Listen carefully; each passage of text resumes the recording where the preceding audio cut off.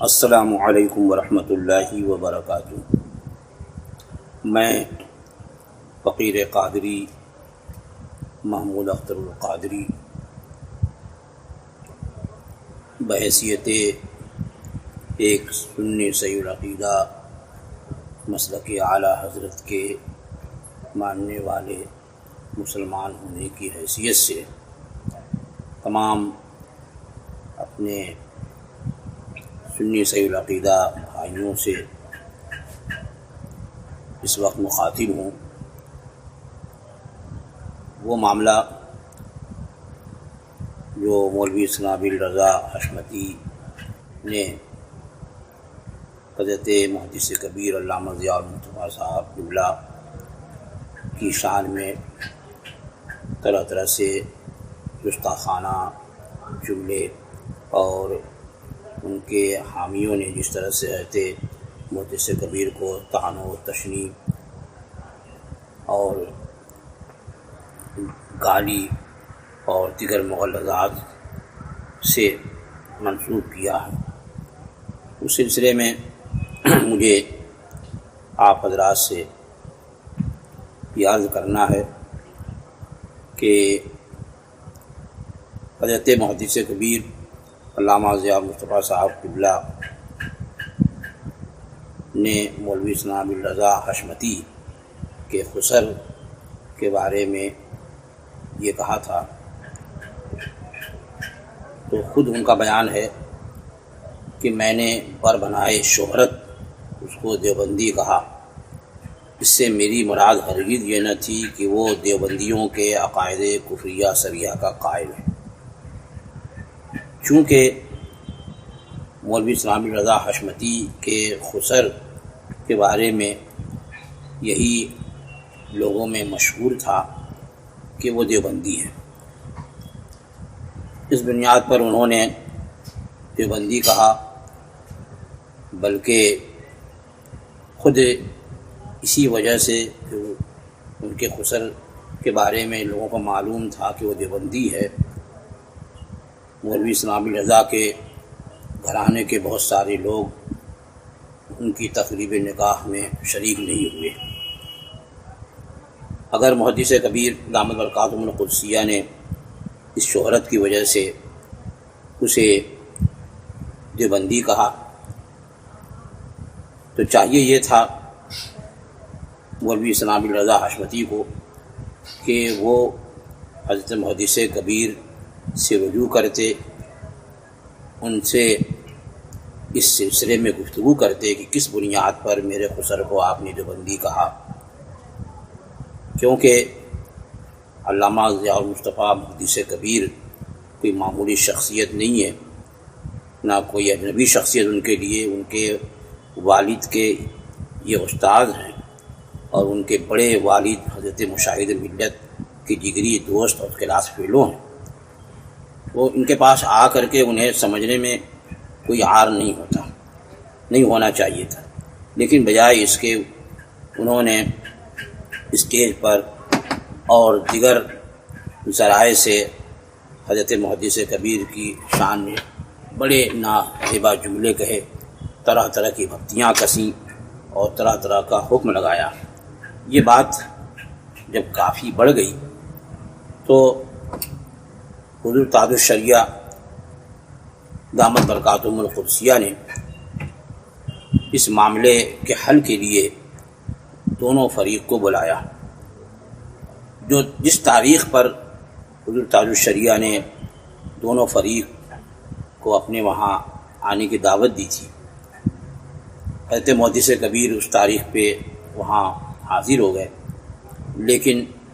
مولوی سنابل رضا حشمتی یا ان کے کسی معید کا وہاں دور دور تک پتہ نہ ہوا۔ پھر اس کے بعد حضور تاج الشریعہ نے تاریخ مقرر کی، پھر کسی کا پتہ نہیں، یہاں تک کہ آخری بار حضور تاج الشریعہ نے خود ان لوگوں کو تاریخ مقرر کرنے کا موقع دیا کہ آپ کوئی تاریخ مقرر کریں اور ہمیں اطلاع کر دیں کہ فلاں تاریخ کو ہم اس معاملے کے حل کے لیے پہنچنے والے ہیں، لیکن اس کا بھی کوئی جواب نہیں آیا۔ جب ہر طرح سے خاموشی رہی اور یہ لوگ نہیں آئے، بھاگتے رہے، تو حضور تاج الشریعہ دامت برکاتہم القدسیہ نے اپنا فیصلہ صادر فرمایا، اور وہ فیصلہ فتاوی رضویہ شریف کی روشنی میں فرمایا، جس کے بارے میں یہ لوگ برملا کہتے ہیں کہ ہم دین کا کام کریں گے، فتاوی رضویہ کو عام کریں گے۔ تو اب یہاں پر فتاوی رضویہ کے حوالے سے جو فیصلہ ہوا، اس فیصلے کو عام کرتے کیوں نہیں دین کا کام کرتے وہ؟ حضور تاج الشریعہ نے جو فیصلہ فرمایا بالکل واضح، بالکل حق، بالکل صواب ہے۔ اس میں یہ بات ہے کہ شہرت یافتہ امر کی خبر دینے والے پر کوئی الزام نہیں ہوتا، یعنی جس معاملے کی شہرت ہو، جو لوگوں میں مشہور ہو، تو اس شہرت کی بنیاد پر کوئی شخص اگر گواہی دے دے تو قاضی اس کی گواہی بھی مان لیتا ہے۔ مثلا یہ کہ اگر کسی گھر میں عورت اور مرد میاں بیوی کی طرح رہتے ہیں، وہاں کے لوگوں کو یہ خبر نہیں ہے کہ ان کا نکاح ہوا ہے کہ نہیں ہوا ہے، لیکن میاں بیوی کی طرح رہتے ہیں،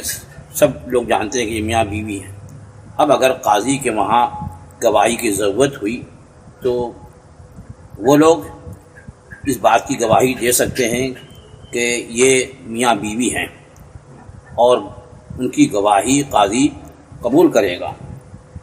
یہ نہیں کہ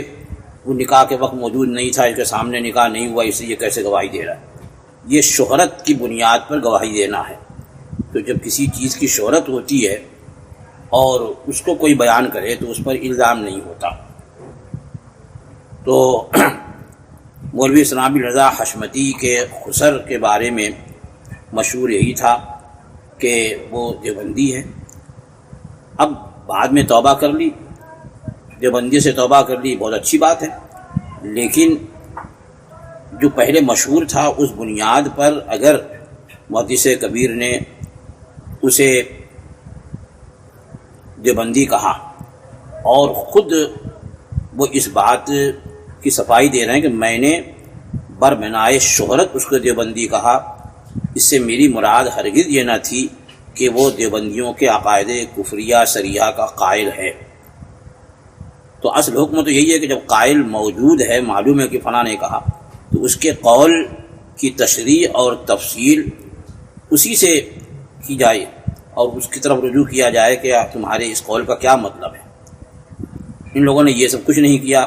اور محدث کبیر پر طرح طرح کا حکم لگاتے رہے۔ تو اب اخیر میں حضور تاج الشریعہ نے ان کے خلاف جو فیصلہ صادر فرمایا ہے، جس کا خلاصہ یہ ہے کہ مدعا علیہ پر کوئی الزام ثابت نہیں ہوتا۔ مدعا علیہ سے مراد محدث کبیر علامہ ضیاء المصطفیٰ قبلہ ہیں۔ تو کیا فرمایا فیصلے میں کہ مدعا علیہ پر کوئی الزام ثابت نہیں ہوتا، البتہ مدعی یعنی دعویٰ کرنے والے مولوی ثنابل رضا پر بوجوہ متعددہ، یعنی بہت ساری وجہیں ہیں جو ان کے بیانات وغیرہ سے ظاہر ہیں، تو ان پر اعلانیہ توبہ لازم ہے۔ اب اعلانیہ توبہ کا حکم دیا اور فرمایا کہ اگر وہ توبہ سے گریز کریں تو ان سے مقاطعہ رکھا جائے۔ یہ فیصلہ حضرت کا بالکل برمحل ہے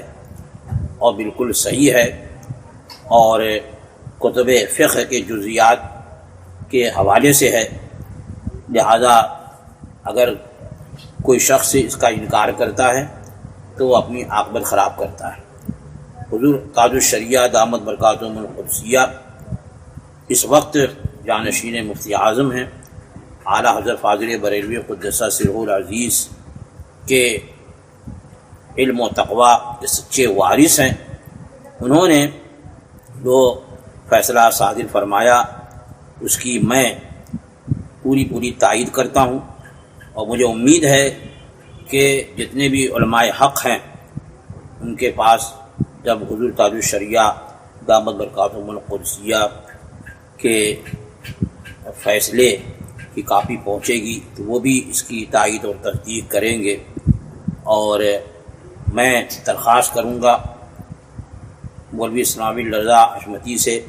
کہ اب بھی وقت ہے کہ وہ توبہ و رجوع کر لیں اور اہل سنت و جماعت مسلکی اعلیٰ حضرت کے ماننے والوں کے درمیان کسی طرح کے انتشار سے وہ بچتے رہیں، انتشار اختلاف پیدا کرنے کی کوشش نہ کریں۔ آدمی سے غلطی ہوتی ہے اور اچھا انسان مسلمان کی شان یہ ہے کہ جب یہ معلوم ہو جائے کہ اس سے غلطی ہوئی ہے تو وہ رجوع کرتا ہے، بارگاہ خداوندی میں توبہ کرتا ہے۔ اور ایسے ہی لوگوں کے بارے میں حدیث پاک میں ارشاد ہوا کہ التائب من الذنب کمن لا ذنب لہ، گناہوں سے توبہ کرنے والا ایسا ہی ہے جیسا اس شخص کی طرح سے ہے جس نے کوئی گناہ کیا ہی نہیں۔ تو وقت ہے وہ رجوع کر لیں اور توبہ کر لیں، اور آئندہ اس طرح کی تقریر سے اور اس طرح کی تحریر سے وہ احتیاط رکھیں جس میں کسی بھی عالم دین کی توہین ہوتی ہو، گستاخی ہوتی ہو، ان پر جو ہے کیچڑ اچھالا جاتا ہو، اس سے وہ پرہیز کریں اور سچے دل سے توبہ کر لیں۔ اسی میں دنیا میں بھی ان کے لیے بہتری ہے اور آخرت میں بھی ان کے لیے سرخروئی ہوگی انشاءاللہ العزیز۔ آخر میں یہ فقیر قادری ان لوگوں سے گزارش کرتا ہے جو لوگ حضور تاج الشریعہ دامت برکاتہم القدسیہ کے اس فیصلے کے آنے کے بعد حضور تاج الشریعہ جیسی باعظمت، موقر اور محتاط شخصیت پر اعتراضات کر رہے ہیں، طعن و تشنیع کر رہے ہیں، ان پر کیچڑ اچھال رہے ہیں، اور اسی طرح سے حضرت علامہ مفتی اسجد رضا خان دامت برکاتہم القدسیہ کے خلاف طرح طرح کی بکواس کر رہے ہیں، ان تمام لوگوں سے میں یہ عرض کروں گا کہ وہ سنجیدگی کے ساتھ اس فیصلے پہ غور کرے اور ان باتوں سے وہ احتراز کرے، اہل سنت و جماعت میں افتراق اور انتشار کا باعث نہ بنے، بلکہ وہ اس فیصلے کو تسلیم کر لیں، اور مزید اگر کسی طرح کی انہیں اس میں